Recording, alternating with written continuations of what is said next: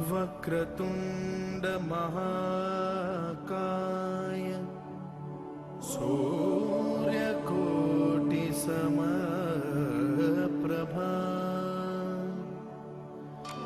निर्विघ्नं कुरु मे देव सर्वकार्येषु सर्वदा।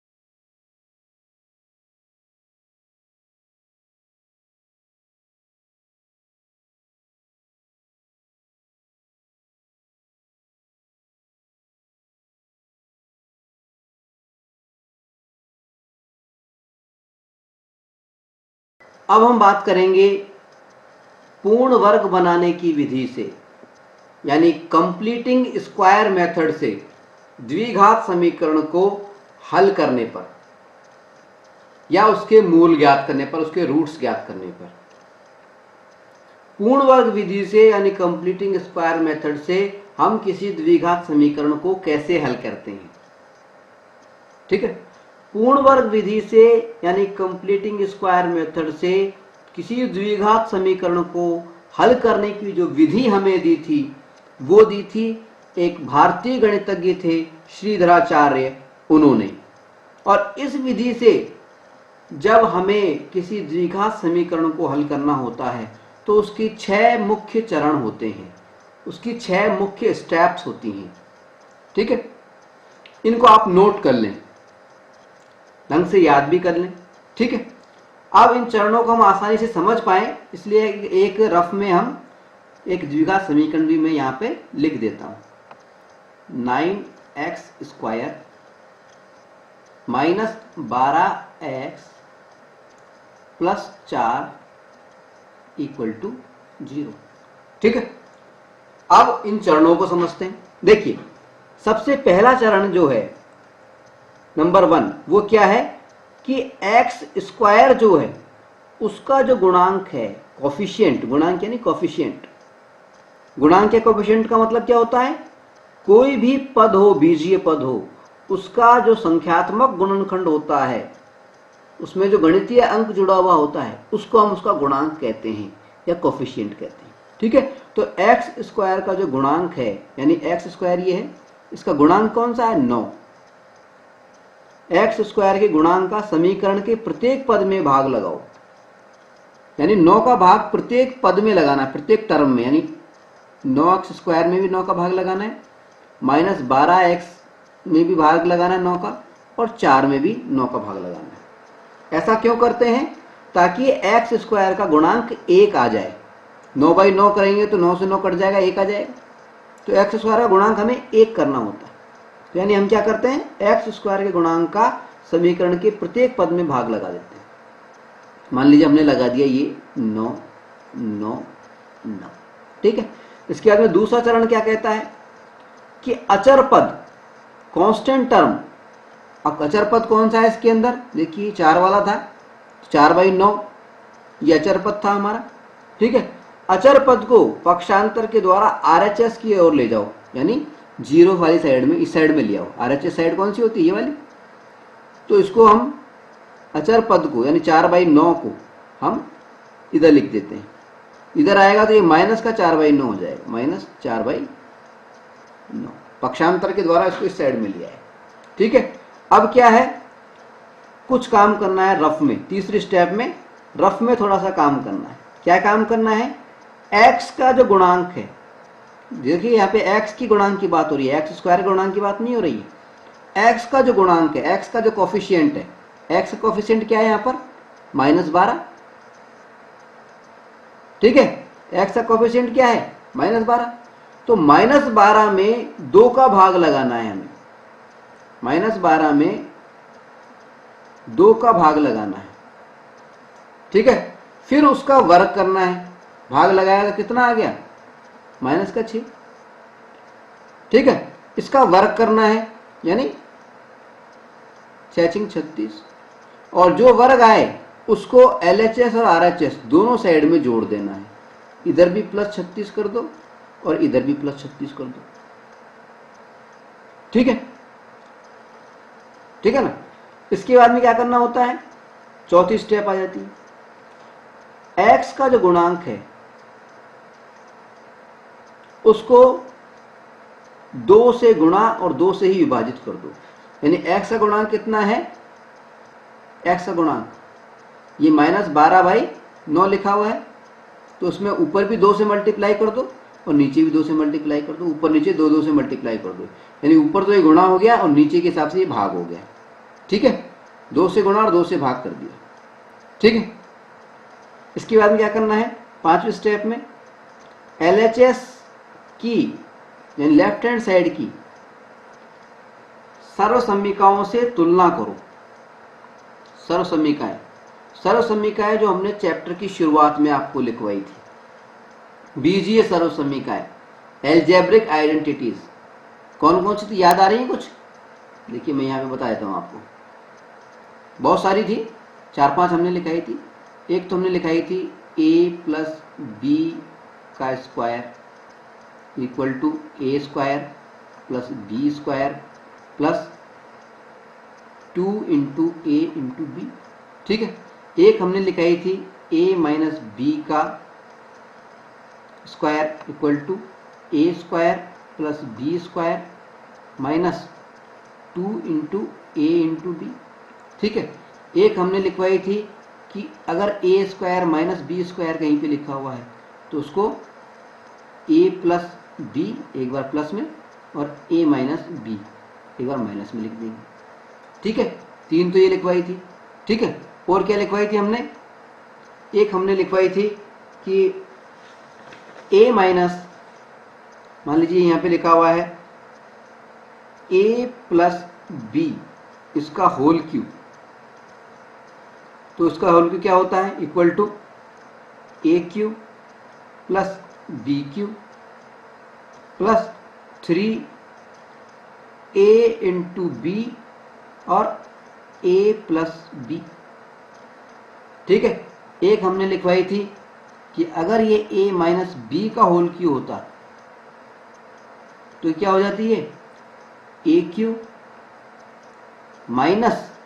b³ minus 3a × b a - b, ये हो जाता, ठीक है।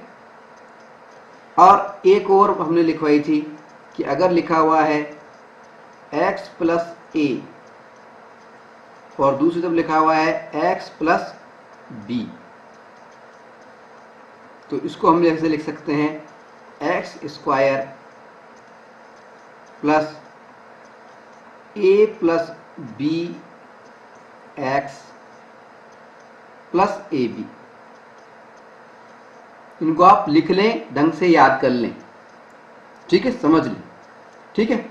इससे हमें तुलना करनी पड़ती है और तुलना करने के बाद में उसको हमें इस रूप में कन्वर्ट करना होता है। ठीक है, अब जब तुलना हो जाती है, कन्वर्ट हो जाते हैं, कन्वर्ट करके लिख देते हैं, उसके बाद में छठा चरण होता है कि LHS और RHS दोनों का वर्गमूल निकाल देते हैं। दोनों साइडों का वर्गमूल निकालते हैं, अंडर रूट निकालते हैं।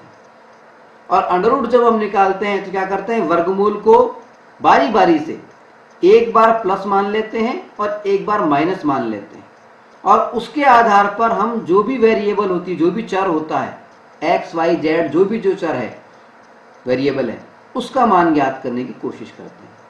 ठीक है, तो कुल मिलाकर के पूर्ण वर्ग बनाने की जो विधि है, कंप्लीटिंग स्क्वायर मेथड जो है, उसमें हम इन 6 चरणों का प्रयोग करते हैं।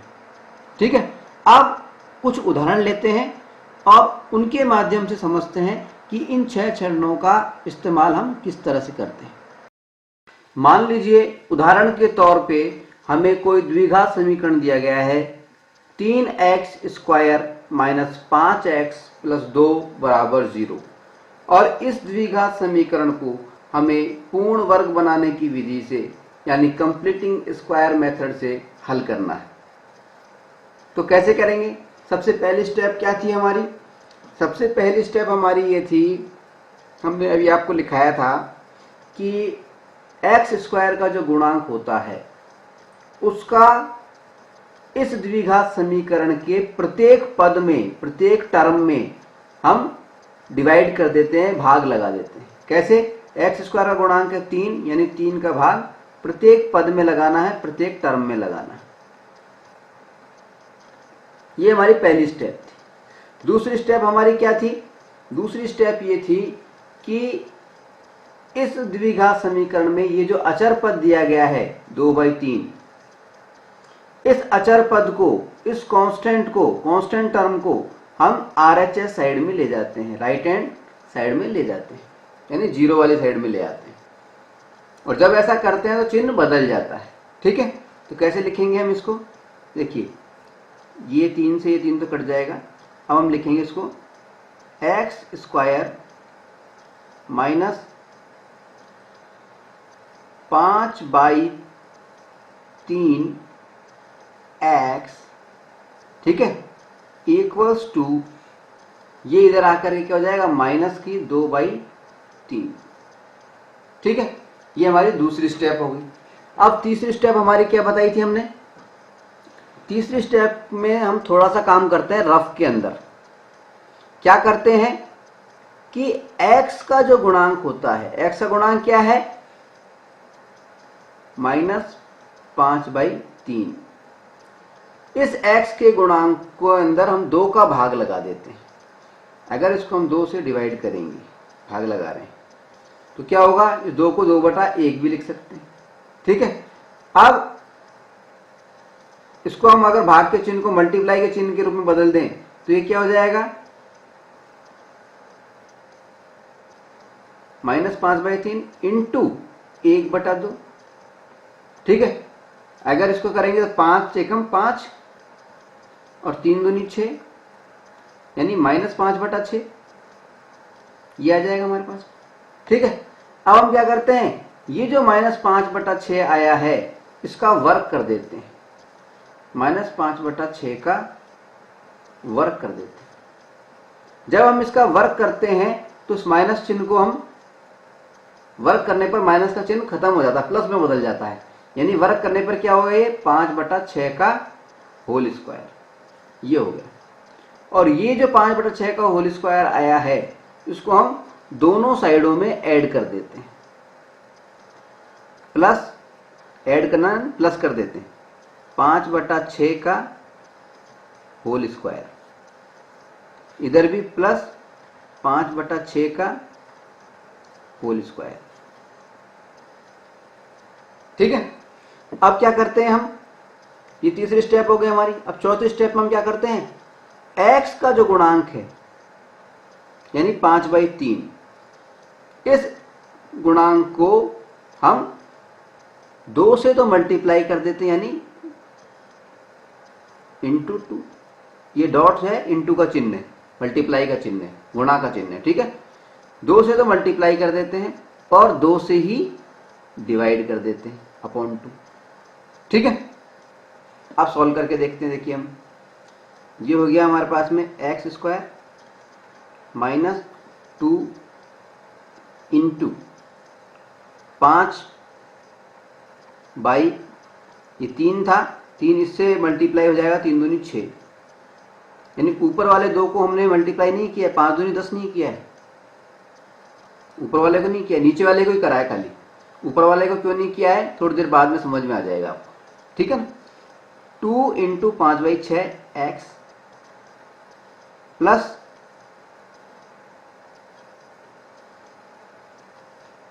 5/6 का whole square equals to minus 2/3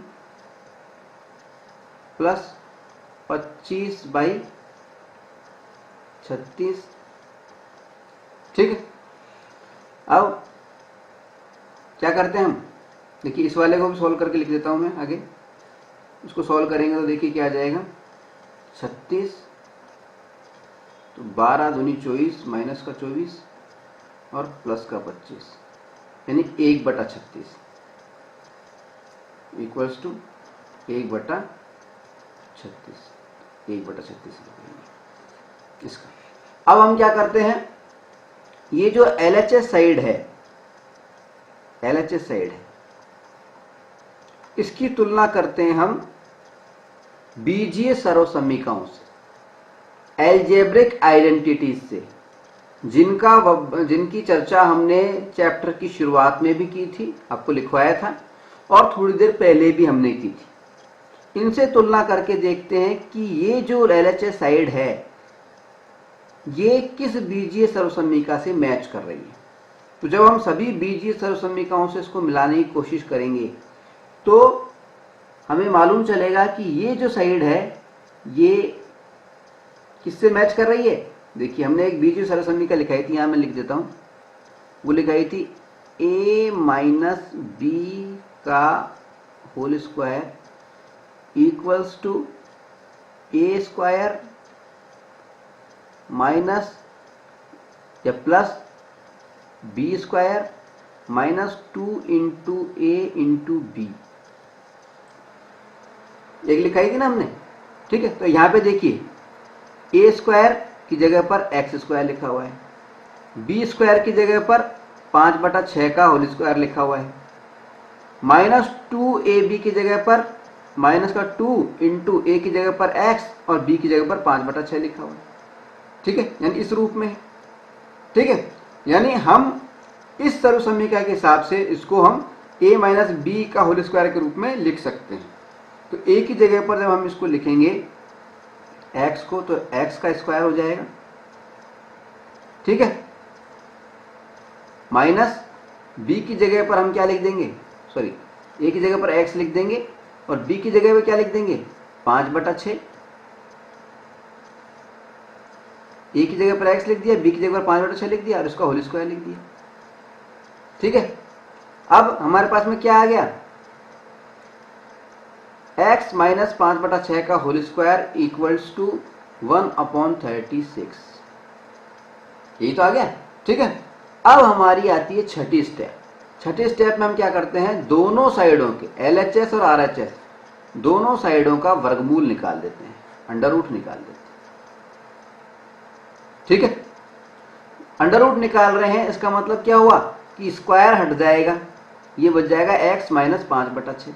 जब भी अंडर रूट निकालना हो कोई स्क्वायर वाली चीज का, जब अंडर रूट निकाला जाता है तो वो स्क्वायर हट जाता है, तो x माइनस 5/6 बच गया। तो हमारे पास में क्या बच गया, x माइनस 5/6, ठीक है। ये तो LHS साइड में बच गया और RHS में क्या बचा, 1/36 था, तो 36 का वर्गमूल कितना होता, 6, तो ये बच जाएगा 1/6, ठीक है। ये प्लस माइनस का बचेगा, प्लस माइनस, एक बार प्लस मानेंगे इसको और एक बार माइनस मानेंगे, ठीक है। तो एक बार प्लस मान के हम x की वैल्यू निकालेंगे और एक बार माइनस मान के x की वैल्यू निकालेंगे। तो अगर हम एक बार प्लस मान लेते हैं, देखिए, यानी x माइनस 5/6 इक्वल्स टू 1/6, ये प्लस का मान लिया। तो x का जब हम वैल्यू निकालेंगे तो 1/6, ये 5/6 इधर आएगा तो प्लस का 5/6 हो जाएगा। इसको जब हम आगे सॉल्व करेंगे तो एलसीएम आ जाएगा 6, और ऊपर वाली संख्या a 5 और 1 6 जोड़ करके 6 हो जाएगा, और 6 से 6 जब कटेगा तो 1 आ जाएगा। तो x की एक वैल्यू तो हमारे पास में प्राप्त हो जाएगी 1। ठीक है, ये कब होगी? जब इसको प्लस में मानेंगे हम। अब दूसरी बात करते हैं हम। दूसरी बात कर रहे हैं इसको माइनस मान करके। x माइनस 5/6 इक्वल्स टू 1/6 को आप माइनस मान रहे हैं, माइनस का 1/6। ठीक है, और x इक्वल टू क्या हो गया? माइनस का 1/6, और ये इधर जाएगा तो प्लस का 5/6। ठीक है, 6 लघुत्तम आ जाएगा, एलसीएम आ जाएगा, और ये आ जाएगा माइनस का 1 प्लस का 5, यानी प्लस के 4/6। जब इसको हम काटेंगे तो 2/3, तो दूसरी x की वैल्यू आ गई 2/3। ठीक है, तो x की दो वैल्यू हमें प्राप्त हो गई, x बराबर 1 और x बराबर 2/3। ये दोनों वैल्यू जो हैं ये इस द्विघात समीकरण के मूल कहलाते हैं। मूल यानी रूट्स। ठीक है, आगे बात समझ में? चलिए अगला उदाहरण लेते हैं। अब हम ले रहे हैं उदाहरण नंबर 7। उदाहरण नंबर 7 में हमसे कहा गया है कि उदाहरण 3 में जो द्विघात समीकरण दिया गया है उसको पूर्ण वर्ग विधि से हमें सॉल्व करना है। तो उदाहरण 3 में जो द्विघात समीकरण दिया गया था वो क्या था? 2x² माइनस 5x प्लस 3 बराबर 0। ठीक है, उदाहरण 3 के अंदर तो हमने इसको किया था गुणनखंडन विधि से, फैक्टराइजेशन मेथड से, मध्य पद के विभाजन के द्वारा। ठीक है, अब हम इसको करेंगे पूर्ण वर्ग विधि से, कंप्लीटिंग स्क्वायर मेथड से। ठीक है, कैसे करेंगे? देखिए, पहला स्टेप क्या होता है पूर्ण वर्ग विधि के अंदर? कि जो x² का गुणांक होता है, x² का कोफिशिएंट होता है, यानी 2, इसको हम प्रत्येक पद से डिवाइड कर देते हैं। प्रत्येक पद में इसका डिवाइड कर देते हैं। x² का गुणांक हो गया, कोफिशिएंट हो गया 2, तो 2 का डिवाइडेशन इस टर्म में भी कर दिया, इस पद में भी कर दिया, दूसरी वाली टर्म में भी, पद में भी कर दिया, और तीसरी टर्म में भी कर दिया। तीसरी टर्म है अचर पद, कांस्टेंट। ठीक है, अब दूसरी स्टेप क्या होती है? ये जो कांस्टेंट टर्म है, ये जो अचर पद है, इसको हम RHS साइड में ले जाते हैं। ठीक है, 2 से 2 ये कट गया। ठीक है, अब हमारे पास में क्या बचा? x² minus 5/2x equals to इसको इस साइड में ले आए हम, तो प्लस का 3/2 था, इधर माइनस का 3/2 हो जाएगा, 3/2। ठीक है, अब यहां पर देखिए हमने थोड़ा सा गैप छोड़ा है। क्यों छोड़ा है अभी थोड़ी देर में समझ में आ जाएगा। थोड़ा गैप छोड़ के रखना है हमें यहाँ पर, और यहाँ पर भी थोड़ा सा गैप छोड़ना है। x² के बाद में माइनस लगाने के बाद में थोड़ा गैप छोड़ना है हमें। ठीक है, थोड़ा सा गैप यहाँ भी छोड़ लें। अब क्यों छोड़ रहे हैं वो भी बताते हैं आपको। देखिए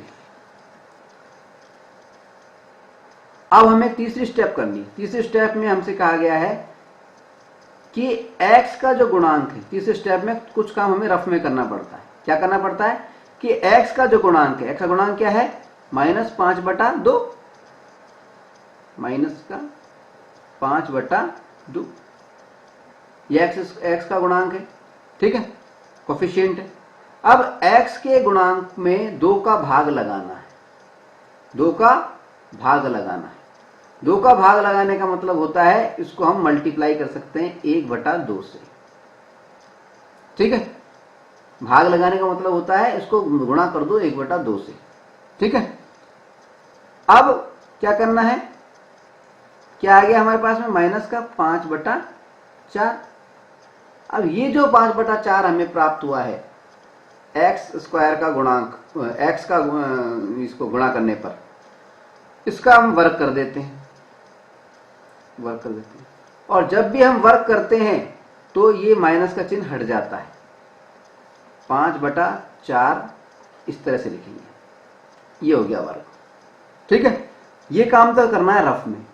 अब ये जो वर्ग हुआ है 5/4 का होल स्क्वायर, इसको हम LHS और RHS, लेफ्ट हैंड साइड और राइट हैंड साइड, दोनों साइडों में जोड़ देते हैं, प्लस कर देते हैं, प्लस 5/4 का होल स्क्वायर, और इधर भी कर दिया प्लस 5/4 का होल स्क्वायर। ठीक है, ये हो गई हमारी तीसरी स्टेप। अब चौथी स्टेप क्या है, देखिए चौथी स्टेप में हम क्या करते हैं, x का जो गुणांक है वो क्या है 5/2, माइनस के 5/2। ठीक है, इस x के गुणांक को हम 2 से तो मल्टीप्लाई कर देते हैं, यानी 2 इंटू, ये डॉट लगाइए, ये इंटू का चिन्ह होता है वैसे, 2 से मल्टीप्लाई बना देता हूं, 2 से तो मल्टीप्लाई कर देते हैं और 2 से ही डिवाइड कर देते हैं, 2/2। ठीक है, अब क्या करते हैं, देखिए अब इसको सॉल्व करके सरल करके लिख लेते हैं, ऊपर वाले को भी सरल कर लेते हैं, इधर वाले को भी सरल कर लेते हैं। देखिए क्या होगा, ये हो गया x² माइनस 2 इंटू के लिए डॉट लगा दिया है मैंने, और नीचे 5/2 लिखा हुआ था, 2 को इससे मल्टीप्लाई करके लिख देंगे, 5/4। देखिए ऊपर वाला जो 2 था उसको यूं क्यों लिख दिया हमने मल्टीप्लाई करके, 2 इंटू, और नीचे वाले 2 को हमने इससे मल्टीप्लाई कर लिया, करके लिखा है, प्रोडक्ट लिखा है, गुणनफल लिखा है उसका, 2 दूनी 4। ठीक है, इस बात का ध्यान रखना है थोड़ा सा हमें, ठीक है ना। अब हो गया ये x आ गया प्लस 5/4 का होल स्क्वायर इक्वल्स टू, अब इसको जब हम सॉल्व करेंगे तो क्या आ जाएगा, देखिए ये आ गया हमारे पास में -3/2 प्लस 25/16, और जब हम इसको करेंगे सॉल्व तो आगे सॉल्व करने पर ये आ जाएगा 16 तो लघुत्तम आ जाएगा। ठीक है, और ऊपर क्या आएगा, 8 या 24, माइनस के 24 और प्लस के 24, और जब इन दोनों को जोड़ेंगे माइनस के 24 को और प्लस के 24 को, तो 1 बच जाएगा प्लस का, 1/16 आ जाएगा। ठीक है, आई बात समझ। अब हमें क्या करना है, अब हमें 5वीं स्टेप करनी है, और 5वीं स्टेप में क्या करते हैं कि जो LHS साइड है इस समीकरण की, LHS, इस साइड की तुलना करते हैं हम बीजीय सर्वसम्मिकाओं से, एल्जेब्रिक आइडेंटिटीज से, जो कि हमने आपको चैप्टर के प्रारंभ में लिखवाई थी और थोड़ी देर पहले भी लिखवाई थी। ठीक है, अब बीजीय सर्वसम्मिकाओं से जब हम इसको मैच करते हैं तो हमें मालूम चलता है कि ये जो रूप आया है ये किससे मिलता है, a माइनस बी का whole square equal to a² plus b² minus 2 into a into B, इससे मिलता है। फर्क सिर्फ इतना सा है कि a की जगह पर तो x लिखा हुआ है और b की जगह पर क्या लिखा हुआ है, 5/4 लिखा हुआ है। ये फर्क आ रहा है बस। देखिए a की जगह पर x² हो गया, ये a² आ रहा था तो ये x² हो गया, माइनस इधर देखिए प्लस 5/4 का स्क्वायर, 5/4 b था उसका स्क्वायर हो गया, minus 2ab, minus 2 into a की जगह पर x आ गया, b की जगह पर 5/4 आ गया, सेम रूप है, इसलिए हम इधर इस रूप को इस रूप में लिख सकते हैं, यानी x माइनस 5/4 का होल स्क्वायर लिख सकते हैं। तो हमने लिख दिया x माइनस 5/4 का होल स्क्वायर, इसको लिख दिया इक्वल्स टू 1/16। ठीक है, अब हमें क्या करना है, हमारी छठी स्टेप क्या कहती है, दोनों साइडों का LHS और RHS दोनों साइडों का वर्गमूल निकाल दो, अंडर रूट निकाल दो, अंडर रूट का चिन्ह लगा दिया दोनों साइडों। जब इस साइड का अंडर रूट निकलेगा तो हमें क्या प्राप्त हो जाएगा? अंडर रूट निकालने का मतलब क्या हो गया कि x माइनस 5/4 का होल स्क्वायर था, तो स्क्वायर हट जाएगा और बच जाएगा क्या? x minus 5/4। ठीक है, इक्वल्स टू इधर 1/16 का जब अंडर रूट निकालेंगे तो ये क्या हो जाएगा? 1/4 प्लस और माइनस, एक बार प्लस में लेना पड़ेगा इसको और एक बार माइनस में लेना पड़ेगा। ठीक है वैसे समझे? तो एक बार जब प्लस में हम लेंगे तो अलग मान हमें प्राप्त होगा और माइनस में लेंगे तो अलग मान x का प्राप्त होगा। देखिए हम एक बार प्लस में लेके देखते हैं। अगर इसको प्लस मान लेते हैं 1/4 को, ठीक है, तो x बराबर क्या हो जाएगा? x बराबर 1/4 तो प्लस का रह गया और ये माइनस का 5/4 था, जब इधर जाएगा तो ये भी प्लस का 5/4 हो जाएगा। ठीक है, और जब इसका हम एलसीएम लेंगे तो क्या आ जाएगा? 4 एलसीएम आ जाएगा और 5 और 1 6 हो जाएगा, 6/4 हो जाएगा। और उसको हम सॉल्व करेंगे तो ये हमारे पास में आ जाएगा 3/2। ठीक है, तो एक आंसर तो आ गया हमारा 3/2, x की एक वैल्यू तो आ जाएगी 3/2। ठीक है, ये जब हम इसको 1/2 को प्लस में लेंगे, अगर हम 1/2 को माइनस में ले लें तो क्या हो जाएगा? x बराबर माइनस 1/4 मान लेते हैं हम। ठीक है, और ये इधर जाएगा माइनस का 5/4 तो प्लस का 5/4 हो जाएगा। ठीक है, अब एलसीएम 4 ले लिया तो क्या हो गया? माइनस का 1 और प्लस के 5, यानी 1 घट गया इसमें से, 4/4 हो गया, तो 4/4 हो गया। 4/4 को काट देंगे तो 1 आ जाएगा, तो x की वैल्यू 1 आ गई और दूसरी वैल्यू आ गई 3/2। हमारी दो वैल्यू प्राप्त हो गई, दो मूल प्राप्त हो गए, दो रूट प्राप्त हो गए। ठीक है, चलिए अगला उदाहरण लेते हैं।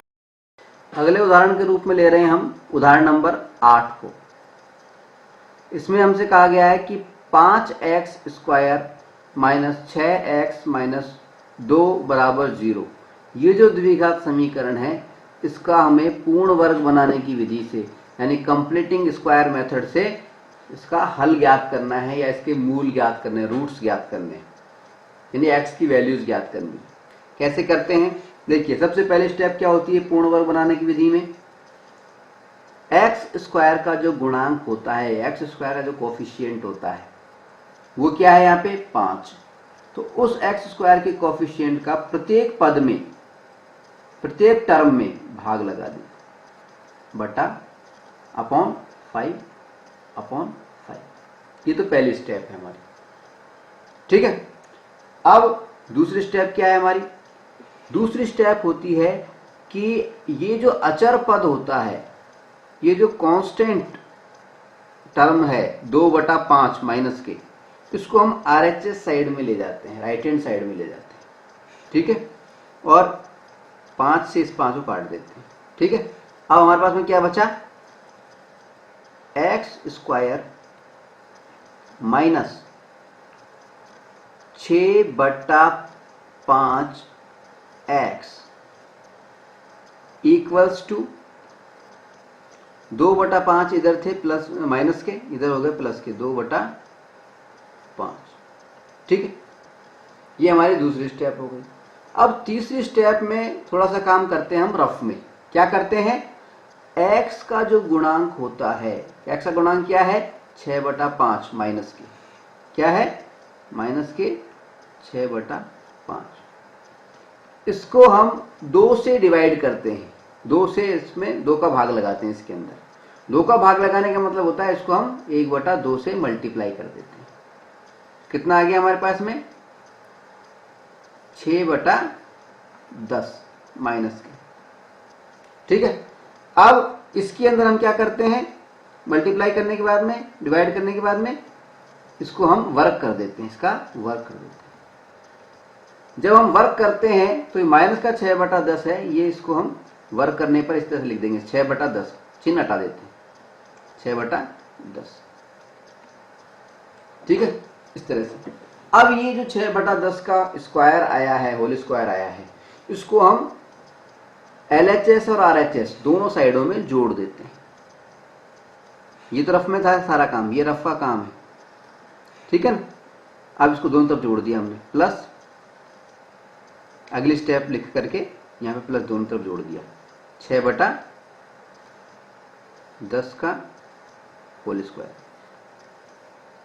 ठीक है, प्लस 6/10 का होल स्क्वायर, ठीक है। अब क्या करते हैं, हमारी चौथी स्टेप क्या है, चौथी स्टेप है कि x का जो गुणांक है यानी -6/5, इसको 2 से तो मल्टीप्लाई कर देते हैं और 2 से ही डिवाइड कर देते हैं, ठीक है। अब सॉल्व करके लिखते हैं इसको हम अगली स्टेप में। क्या लिखा, x² - 2 इंटू 6/10, 2 इंटू 6 तो ये लिख दिया हमने, बटा 5 दूनी 10, इसको 10 करके लिख दिया, x प्लस 6/10 का होल स्क्वायर इक्वल्स टू, इसको सॉल्व करके लिख देंगे हम, क्या हो जाएगा, 2/5 प्लस 36/100, ठीक है। और इसको भी और सोल्व करें तो हम क्या करेंगे, 100 आ जाएगा, नीचे तो आ जाएगा 100, ठीक है। और ऊपर क्या आ गया, 5 20 20 दूनी 40, 40 तो इससे आ गया 40, और 40 प्लस 36 यानी 76 आ गया, 40 प्लस 36 76 आ गया, 76/10, 76/10 आ गया, ठीक है। अब क्या करना है हमारे को, देखिए अब हमें करना है, ये LHS जो हमें दे रखा है, ये जो LHS है इसकी तुलना करनी है हमें बीजीय सर्वसम्मिकाओं से, एल्जेब्रिक आइडेंटिटीज से, जिनको कि हमने चैप्टर की शुरुआत में लिखवाया था, और उनसे मैच करके ये देखना है कि ये कौन सी बीजीय सर्वसम्मिका से मैच करती है। जब हम इसको देखेंगे तो हमें मालूम चलेगा कि ये जो LHS साइड है ये एक सर्वसम्मिका है a² - b²,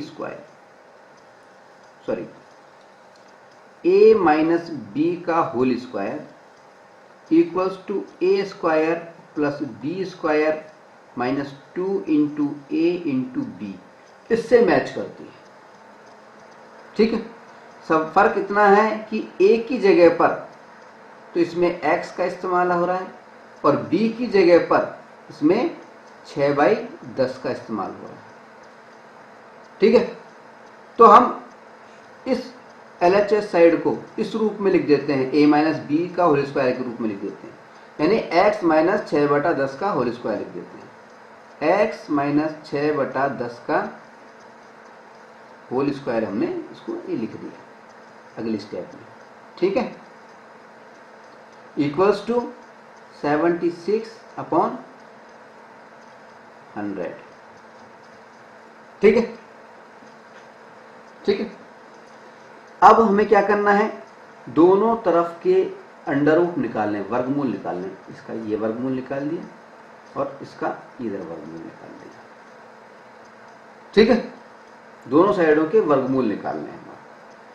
जब हम दोनों साइडों के वर्गमूल निकालेंगे तो हमें क्या प्राप्त होगा, हमें प्राप्त होगा, इधर तो हो जाएगा x - 6/10 और राइट हैंड साइड में क्या प्राप्त हो जाएगा, 76, और 100 का जब वर्गमूल निकालेंगे तो आ जाएगा, क्या आ जाएगा, देखिए 76/100 की बजाय हम इसको थोड़ा काट के थोड़ा सरल कर लेते हैं, 76 को हम कर लेते हैं 4 से डिवाइड कर देते हैं दोनों को, तो हमें प्राप्त हो जाएगा 19, और इसको काट के डिवाइड करेंगे तो बटा 25, 19/25 मान लेते हैं, इसको 19 मान लेते हैं और नीचे 25 मान लेते हैं, ठीक है। जब 19/25 का अंडर रूट निकालेंगे हम तो 19 का तो अंडर रूट यूं क्यों रह जाएगा, 19 का अंडर रूट तो हमें मालूम नहीं है, लेकिन 25 का अंडर रूट 5 हो गया, प्लस माइनस का चिन्ह आ जाएगा। ठीक है, तो हमें क्या प्राप्त हो गया, x minus 6/10 equals to plus minus under root 19/5। ठीक है, अब हम क्या करेंगे, ये 6/10 है, इसको भी हम काट लेते हैं। देखिए 3 और नीचे आ गया 5, 3/5। ठीक है, तो यानी हमें क्या प्राप्त हुआ, x minus 3/5 equals to plus minus 19/5। तो एक बार प्लस में लिख देंगे और एक बार माइनस में लिख देंगे। प्लस में लिख के देखते हैं, x minus 3/5 equals to, plus में लिख रहा हूं मैं, अंडर रूट 19/5। ठीक है, अब x को यहीं रहने देंगे, माइनस 3/5 को इधर ले जाएंगे, तो क्या हो जाएगा, अंडर रूट 19/5, ये इधर आकर के प्लस का 3/5 बन जाएगा। ठीक है, लघुत्तम 5 आ जाएगा, एलसीएम 5 आ जाएगा, और ये क्या आ जाएगा, अंडर रूट 19 प्लस 3। ठीक है, तो x की एक वैल्यू क्या आ गई, अंडर रूट 19 प्लस 3/5। ठीक है, दूसरी वैल्यू की अगर हम बात करें तो क्या होगी, x माइनस 3/5 इक्वल्स टू, पहले हमने प्लस का अंडर रूट 19/5 माना था, इस बार माइनस का मान रहे हैं, माइनस अंडर रूट 19/5। ठीक है, x इधर ही रह जाएगा, माइनस अंडर रूट 19/5, और ये माइनस का 3/5 इधर जाएगा तो प्लस का 3/5 हो जाएगा। ठीक है, फिर से एलसीएम 5 ही आ जाएगा, और माइनस का अंडर रूट 19 और प्लस 3। ठीक है, तो प्लस का 19 अंडर रूट प्लस 3/5 और माइनस का अंडर रूट 19 प्लस 3/5, ये x की दो वैल्यू हमें प्राप्त हो जाएंगी। ठीक है, आएगा समझ, ये हो गया हमारा आंसर।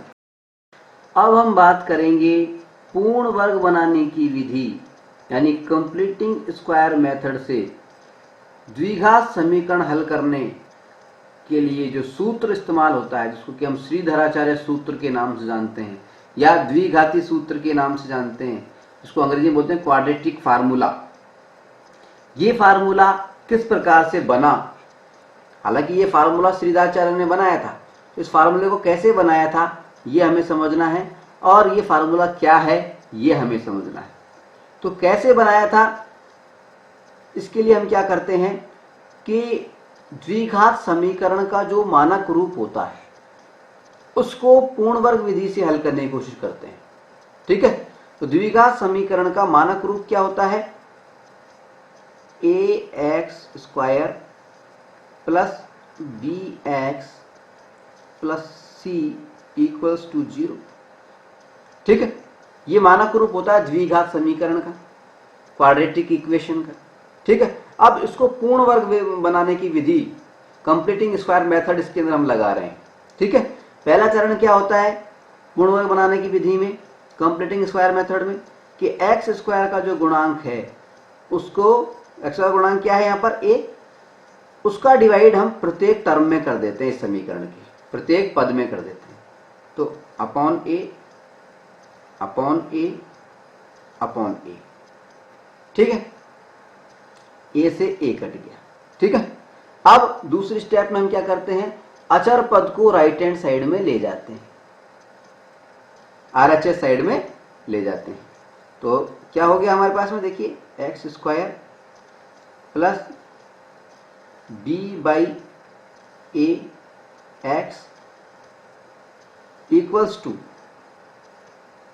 ये c/a प्लस का था, इधर आकर के माइनस का c/a हो गया। ठीक है, इसके बाद में हम तीसरी स्टेप लगाते हैं। तीसरी स्टेप क्या थी हमारी, वो थोड़ी सी हम रफ में लगाते हैं। उसमें क्या करते हैं हम, x का जो गुणांक होता है, x का गुणांक क्या है b/a, ए। इसमें हम 2 का डिवाइड करते हैं, इसको हम 2 से डिवाइड करते हैं, यानी इसको हम 1/2 से मल्टीप्लाई कर लेते हैं। तो क्या आ गया, b/2a। ठीक है, फिर इसका हम वर्क कर लेते हैं, स्क्वायर कर लेते हैं। ठीक है, और इस स्क्वायर को LHS और RHS दोनों साइड में हम जोड़ देते हैं। तो प्लस b/2a इसका होल स्क्वायर और प्लस b/2a इसका होल स्क्वायर जोड़ दिया। ठीक है, अब हमारा चौथी स्टेप क्या होती है इसमें? चौथी स्टेप होती है कि x का जो गुणांक है यानी b/a, इसको हम 2 से तो मल्टीप्लाई कर देते हैं, ठीक है, और 2 से ही डिवाइड कर देते हैं। ठीक है, अब करके लिख लेते हैं हम। देखिए, तो ये हो गया x² plus 2 into b/2a 2ax, ठीक है, प्लस b/2a का होल स्क्वायर इक्वल्स टू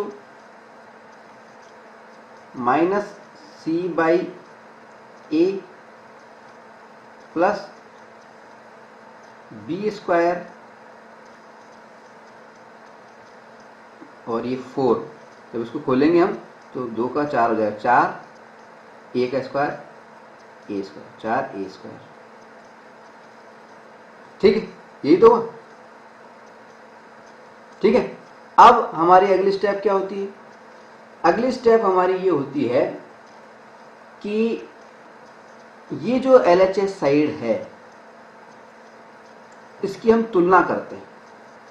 देखिए, RHS साइड को और भी सॉल्व कर सकते हैं, सॉल्व करके ही लिख देता हूं। देखिए, सॉल्व करके लिख देता हूं। देखिए, अगर a और 4a² में से हमारे को मान लीजिए कॉमन लेना है, वो लेना है, LCM लेना है, तो क्या LCM आएगा? LCM क्या आ जाएगा? 4a², 4a², ये LCM आ गया। अब a को इससे करेंगे तो 4a आएगा, और 4a जब माइनस c से होगा तो माइनस 4ac। ठीक है, अब प्लस b², प्लस b²।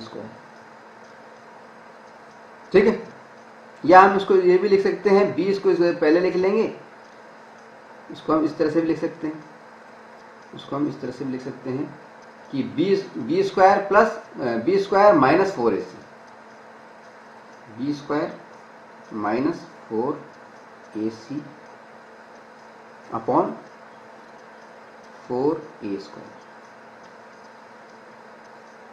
ठीक है, ये तो इधर का सॉल्यूशन हो गया। ठीक है, अब इधर वाली की बात कर रहे थे हम, LHS साइड को, LHS साइड की तुलना करनी है हमें किससे? बीजीय सर्वसमीकाओं से, एल्जेब्रिक आइडेंटिटीज से। और जब हम विभिन्न एल्जेब्रिक आइडेंटिटीज से, बीजीय सर्वसमीकाओं से इसकी तुलना करते हैं तो हमें मालूम चलता है कि ये जो रूप है, ये कौन सा रूप है?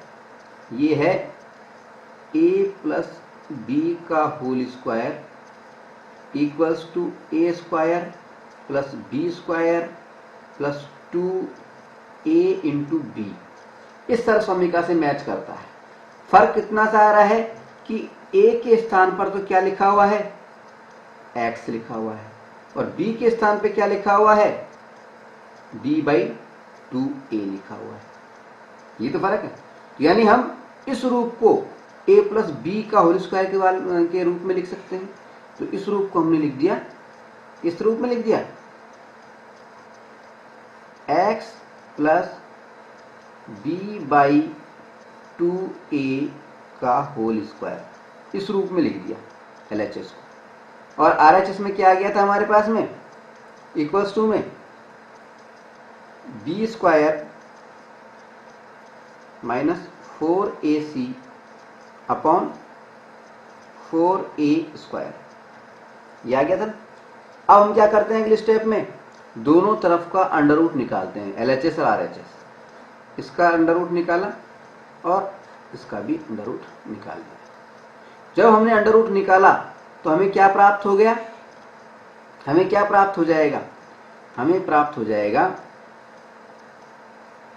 x plus b/2a। LHS side के अंदर जब अंडर रूट निकालेंगे तो स्क्वायर हट जाएगा, केवल x प्लस b/2a बच जाएगा, ठीक है। और RHS साइड में क्या हो जाएगा, प्लस माइनस का चिन्ह आ जाएगा और क्या होगा, देखिए क्या होगा, देखिए b स्क्वायर माइनस 4ac है, b स्क्वायर माइनस 4ac, ठीक है। अब नीचे है 4a स्क्वायर, तो नीचे वाली जो संख्या है, नीचे वाली जो संख्या है उसका जब हम वर्गमूल निकालेंगे तो 4 का वर्गमूल तो 2 हो गया, a स्क्वायर का वर्गमूल हो गया a, तो नीचे का वर्गमूल तो आ गया 2a। लेकिन ऊपर वर्गमूल पूरी तरह से नहीं निकल सकता, इसलिए हमने यो क्यों लिख दिया, under root b square minus 4ac। ऐसे कैसे लिख दिया, same b square minus 4ac, ठीक है। अब ये जो फार्मूला अब आ रहा है, आने वाला है, देखिए अब मतलब क्या हुआ, x की दो वैल्यू निकलेंगी, एक बार जब इसको प्लस मानेंगे, एक बार जब इसको माइनस मानेंगे। तो देखिए दो वैल्यू कैसे निकलेंगी, x का एक वैल्यू तो क्या हो जाएगा, x बराबर क्या होगा, ये इधर जाएगा माइनस का b/2a हो जाएगा, और इसको एक बार प्लस मानेंगे हम, तो मान लीजिए प्लस मान लिया हमने, plus under root b square minus 4ac, ठीक है, अपॉन 2a। एक वैल्यू तो ये हो गई, और दूसरी वैल्यू कैसे होगी, माइनस b/2a, तो यूं क्यों रहेगा, और इसको एक बार माइनस मान लेंगे हम, under root b square minus 4ac upon 2a, ठीक है। तो ये जो फार्मूला है, या तो अलग अलग करके हम देख लें, जैसे यहां वाला फार्मूला मान लें, ठीक है, कि x स्क्वायर बराबर माइनस b/2a प्लस माइनस, यहां पे plus minus b square minus 4ac upon 2a, ये जो फार्मूला आ रहा है, इस फार्मूले को हम बोलते हैं श्रीधराचार्य सूत्र, श्रीधराचार्य फार्मूला, या द्विघाती सूत्र, या क्वाड्रेटिक फार्मूला, ठीक है। हम किसी भी द्विघात समीकरण को इस क्वाड्रेटिक फार्मूले में रख करके और हल कर सकते हैं, इसके माध्यम से सीधे डायरेक्ट तौर पे।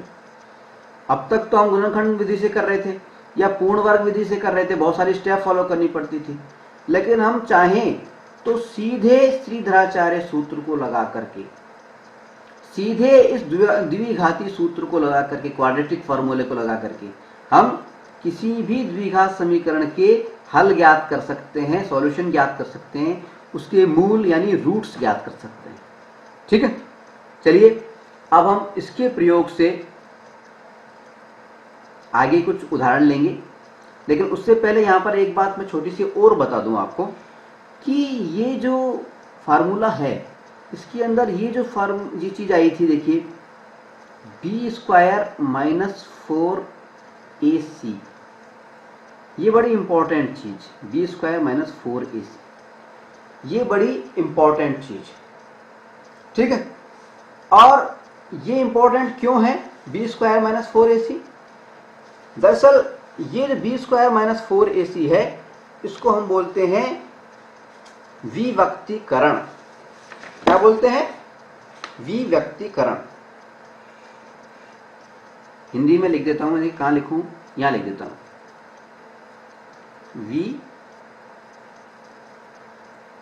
विव्यक्तीकरण, विव्यक्तीकरण, विव्यक्तीकरण, और अंग्रेजी में इसको बोलते हैं हम डिस्क्रिमिनेंट, DISCRIMINANT,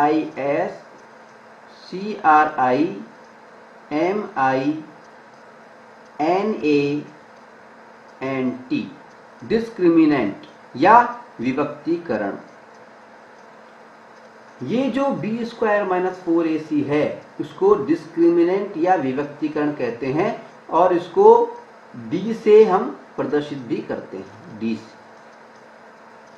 से। ठीक है। अब इसको विभक्तीकरण या डिस्क्रिमिनेंट क्यों कहा जाता है? क्योंकि बी स्क्वायर माइनस 4ac जो है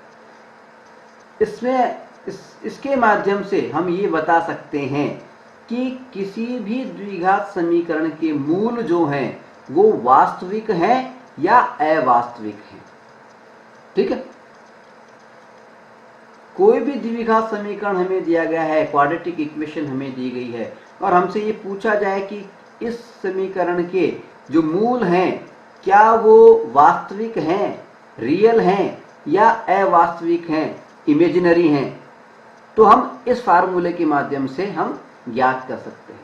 क्योंकि ये अंतर करता है वास्तविक और अवास्तविक में, इस वजह से इसको हम बोलते हैं विभक्तकरण या डिस्क्रिमिनेंट। ठीक है। इसकी चर्चा आगे और करेंगे। फिलहाल हम कुछ उदाहरण लेते हैं।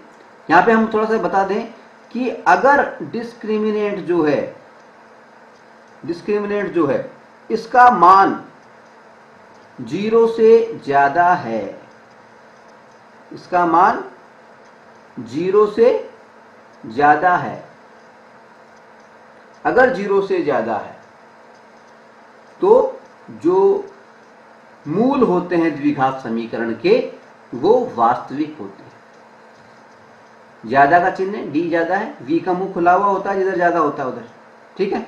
तो डी अगर ज्यादा है 0 से तब तो मूल वास्तविक होते हैं, नहीं तो अवास्तविक होते हैं। ठीक है। अगर उल्टा हो जाए, डी छोटा हो 0 से, तो ये क्या हो जाएगा? अवास्तविक हो जाएगा। और अगर बराबर हो तो, वैसे तो ये टॉपिक आगे आने वाला है लेकिन मैं बता दूं, अगर ये बराबर हैं तो भी डी वास्तविक तो होगा लेकिन उसके जो मूल होंगे वो भी सेम होंगे, अलग अलग नहीं होंगे। एक्स की दोनों वैल्यू सेम आएगी। ठीक है ना। चलिए अब कुछ उदाहरण लेकर के समझने की कोशिश करते हैं। अब हम लेते हैं उदाहरण नंबर 9।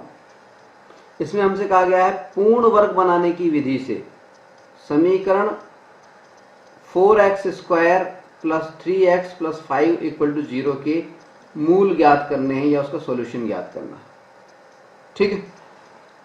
रूट्स ज्ञात करने हैं, उसका सॉल्यूशन ज्ञात करना है। ठीक है। कैसे करते हैं देखिए, पूर्ण वर्ग विधि से हम स्टेप्स हम देखते हैं। 4x square plus 3x plus 5 बराबर 0। पहली स्टेप हमारी क्या होती है? एक्स स्क्वायर के गुणांक का प्रत्येक पद में भाग लगा देते हैं। एक्स स्क्वायर का गुणांक क्या है यहाँ पर? 4, तो प्रत्येक पद में लगा दिया, प्रत्येक टर्म में लगा दिया, 4 का भाग लगा दिया। पहली स्टेप हो गई हमारी। दूसरी स्टेप हमारी क्या होती है कि ये जो अचर पद होता है इसको राइट हैंड साइड में ले जाते हैं। ठीक है। तो 4 से 4 कट गया। अब हमारे पास में क्या बच गया? X square plus 3/4x equals to minus के 5/4। अब तीसरी स्टेप क्या होती है हमारी, वो हमें थोड़ी सी रफ में करनी होती है। वो होती है x का जो गुणांक है यानी 3/4, इसको 2 से डिवाइड करना पड़ता है, 2 से भाग देना पड़ता है, यानी इसको 1/2 से मल्टीप्लाई कर दो यानी 3/8 हो। मल्टीप्लाई करो और उसके बाद में इसका वर्ग कर दो। वर्ग करने के बाद में इसको 3/8 का जो वर्ग हुआ है इसको दोनों साइडों में जोड़ दो, LHS और RHS। ये काम हमें रफ में करना है ये वाला। ठीक है ना। दोनों साइडों में जब हम जोड़ेंगे तो प्लस 3/8 इसका होल स्क्वायर और प्लस 3/8 इसका होल स्क्वायर जोड़ दिए। ठीक है। अब चौथी स्टेप क्या है हमारी, x का जो गुणांक होता है 3/8 इसको 2 से तो मल्टीप्लाई कर दो और 2 से ही डिवाइड कर दो। ठीक है। अब हम लिखते हैं, देखिए इसको करने के बाद में एक्स स्क्वायर प्लस 2 इंटू 3/8, 4 दूनी 8 हो गया ना, नीचे वाला 4 को और 2 को मल्टीप्लाई कर दिया, 4 दूनी 8, ऊपर 3 ही रहने दिया, 3/8। इस 2 को और 3 को मल्टीप्लाई नहीं किया हमने, 2 को ऐसे ही रहने दिया है, लेकिन नीचे वाले को मल्टीप्लाई कर दिया है। ठीक है, 2 इंटू 3/8x, ठीक है, प्लस 3/8 का whole square equal to minus 5/4 plus 3 3 9 और नीचे 8 64। ठीक है, अब LHS की तुलना अगर हम करें, लेफ्ट हैंड साइड की तुलना हमें करनी है 5वें स्टेप के अंदर, किससे? बीजीय सर्वसमीकरणों से, एल्जेब्रिक आइडेंटिटीज से। जब हम इसकी तुलना करेंगे तो हमें मालूम चलेगा कि ये किसका रूप है। ये रूप है a प्लस बी का whole square equals to a square plus B square plus 2 into A into B. इसका जैसा है। सवा फर्क इतना सा है, अंतर इतना सा है कि a की जगह पर तो इसमें x लिखा हुआ है और b की जगह पर इसमें क्या लिखा हुआ है? 3/8 लिखा हुआ है। तो हम इस रूप में इसको लिख सकते हैं, यानी हम इसको लिख सकते हैं x माइनस 3/8 का होल स्क्वायर, ऐसे लिख सकते हैं इसको। ठीक है, अब राइट हैंड साइड में क्या बचा हमारे पास? राइट हैंड साइड को देखिए आप। राइट हैंड साइड में जब हम देखेंगे तो 64 हमारे पास में एलसीएम आ गया, और ऊपर जब हम करेंगे इसको तो कितना आ जाएगा? 16 पंजे 80 माइनस के 80 माइनस 80 और प्लस के 9 यानी माइनस के 71 माइनस 71 अपॉन 64। ठीक है, यही तो है। अब हम क्या करते हैं, दोनों साइडों का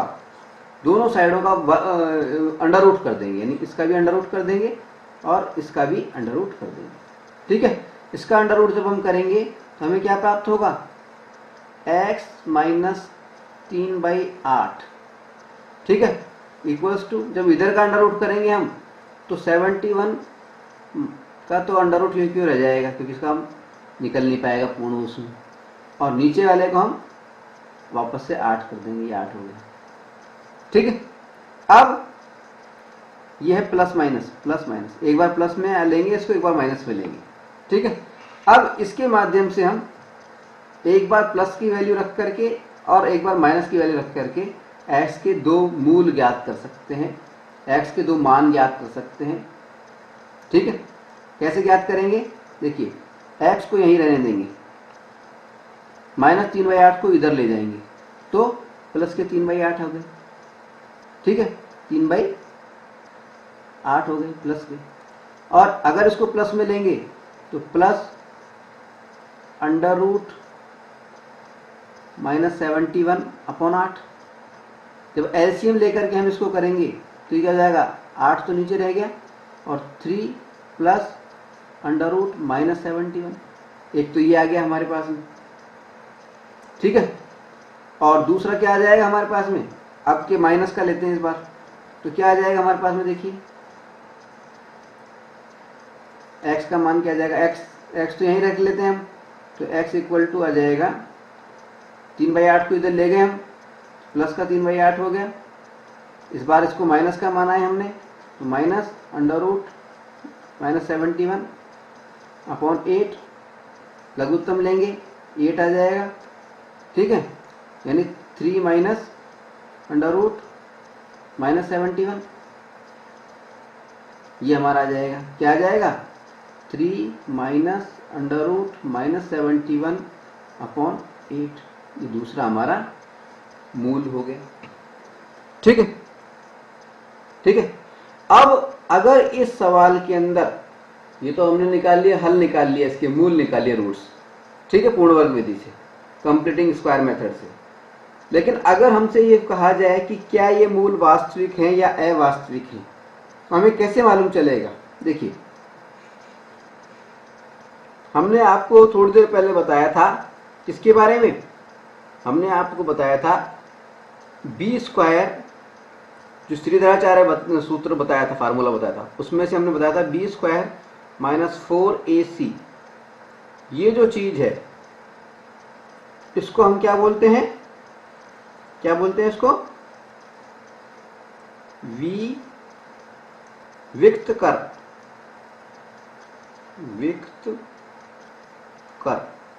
कर, या अंग्रेजी में उसको बोलते हैं हम डिस्क्रिमिनेंट, DISCRIMINANT,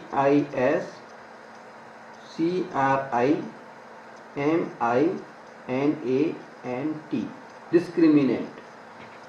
अब इसको विभक्तिकर या डिस्क्रिमिनेंट क्यों बोलते हैं?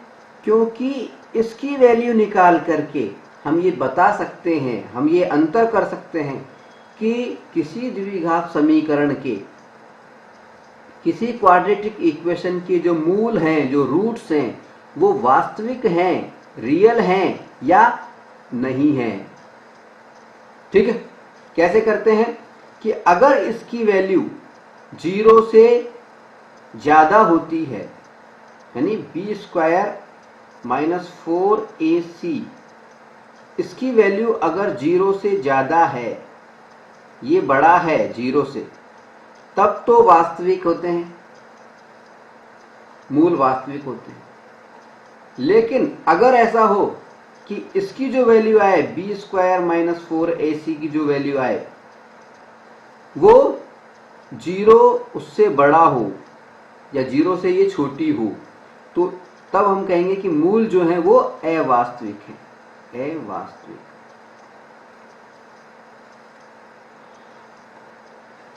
नॉन रियल या इमेजिनरी, काल्पनिक है। ठीक है? अब कैसे करते हैं देखिए इसको। इसके लिए हम क्या करते हैं, ए बी सी, ये जो कांस्टेंट्स हैं, ए बी सी क्या है? कांस्टेंट्स हैं। ए क्या है? एक्स स्क्वायर का गुणांक, बी क्या है? एक्स का गुणांक, और सी क्या है? अचर पद का गुणांक। ये तो हम जानते ही ना। तो ए बी सी की वैल्यू हम निकाल लेते हैं पहले। तो देखिए ए की वैल्यू क्या है, देखिए समीकरण के मुताबिक 4। बी की वैल्यू क्या है? बी बराबर है 3 प्लस के। सी की वैल्यू क्या है? 5 प्लस के। ठीक है? अब इस फार्मूले में इसको फिट कर देते हैं। बी स्क्वायर यानी बी की जगह पर 3 का स्क्वायर मान लें, माइनस 4 इंटू ए कितना है? 4, सी कितना है? 5। ठीक है? ये कितना हो गया? 9। इधर 4 4 चौक 16, 16 पंजे 80। आया क्या हमारे पास में? माइनस के 71। क्या 71 माइनस के 71 0 से ज्यादा है या कम है? माइनस का चिन्ह लग रहा है, इसका मतलब कम ही है, क्योंकि 0 इससे बड़ा है। इसका मतलब जो मूल इस द्विघात समीकरण के होंगे वो अवास्तविक होंगे, नॉन रियल होंगे। आई बात समझे? चलिए आगे बढ़ते हैं।